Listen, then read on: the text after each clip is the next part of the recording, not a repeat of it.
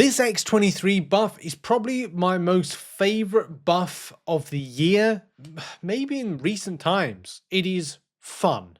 For this video, I'm going to be using a 6-star rank 4 200 signature that I've just organically and naturally duped several times over the course of many years of having the champion.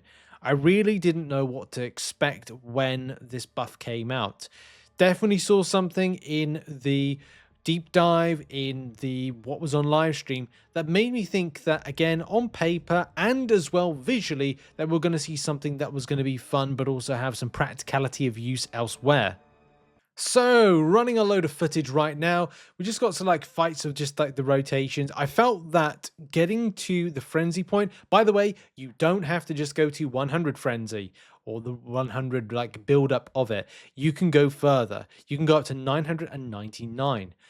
But getting to that eviscerating strike or eviscerating stun or whatever it is going to be something in, say, lower health pool fights that you might want to kind of like just build up to and ramp. I'm calling it now. I think she is going to be one of the standout Coliseum champions, whether it's going to be in the solo side of things or in the alliance side of things. We'll get get a little bit of a chance to play her or utilize her in this, but I think that if you want to hit a point of like just build up and ramp and say the final 30 seconds of a Coliseum fight, especially in the alliance one, and you've got that tight time frame, getting into frenzy is going to be a really key thing that's going to be important. I will quite happily get this champion up to rank 5 and ascend it when it comes to that. I am going to be testing this out. This is going to be one of my champion options. Granted, you can't, it's not the case you can use it all the time in the Coliseum. You have to use champions that are tagged specifically. But what I'm saying is, like, she is a really cool option, providing you can get a user within Coliseum for that particular day. But just look at this in action. I love it. It's fun. Honestly, it's been a while since I've said like a champion is fun to play, because this champion is so easy to play and fun to play. Like, she is fun. Now, I do make a mistake with this particular fight against Red Hulk, because I got kind of like clipped. I'm getting some like input issues, but it just comes to the age of the device. And also, I mistakenly went into Eviscerate. I was trying to build up to 999, but I didn't manage to do that. And I completely messed up what I was trying to attempt and do. I actually went into Eviscerating Stun earlier than I wanted to. I didn't want to do that, but you can see like the extent of ramp and like damage takedown is fun. She is fun. Of course, against champions like Iceman, she will kind of like come up with it because of Cold Snap. Oh, I'm Frostbite. If she gets hit by it, that again, debatable on trying to get regeneration and build back up the health of survivability, sustainability. Is she better with a non-suicide suicide masteries versus? Look, that's again is a further kind of discussion point. But I would say, and again, the main thing is she's fun, right? I don't think she's going to like solve every single problem, but if you're looking for satisfying mini play, like ramp and just kind of execution, this is and has been like one of my most favorite buffs of the year so far. And look, I didn't utilize her for the footage with a Wolverine relic, which is something that I recommend. Of course, being a 6-star means that you can't have access to stat focus, which again would be like, oh, I'll put the critical rating on. It's definitely a high contender for a top champion you want to get out of the Banquet box, and that's something I very much recommend for that one. Also, the rotation, SP1's personal bleed, ruptures, and cruelty effects are paused during the special attacks for 5 seconds after. I kind of think I should have SP1 rotated.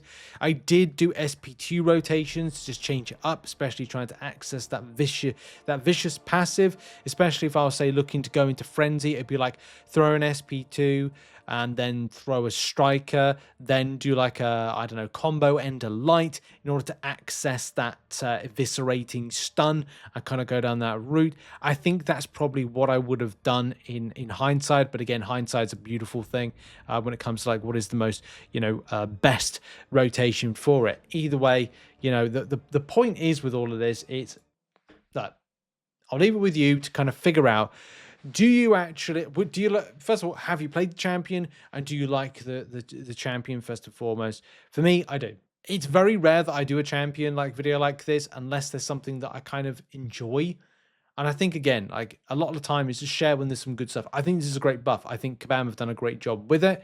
I think adding the little pursuit on it, if you can get that rotation down, means you've got like an alternative option to counter the likes of Bullseye. And let's face it, a lot of the time people are looking for counters to Bullseye. There's more now. You know, you've got Prowler, Bastion, Gentle, and this champion having access to the Pursuit passive.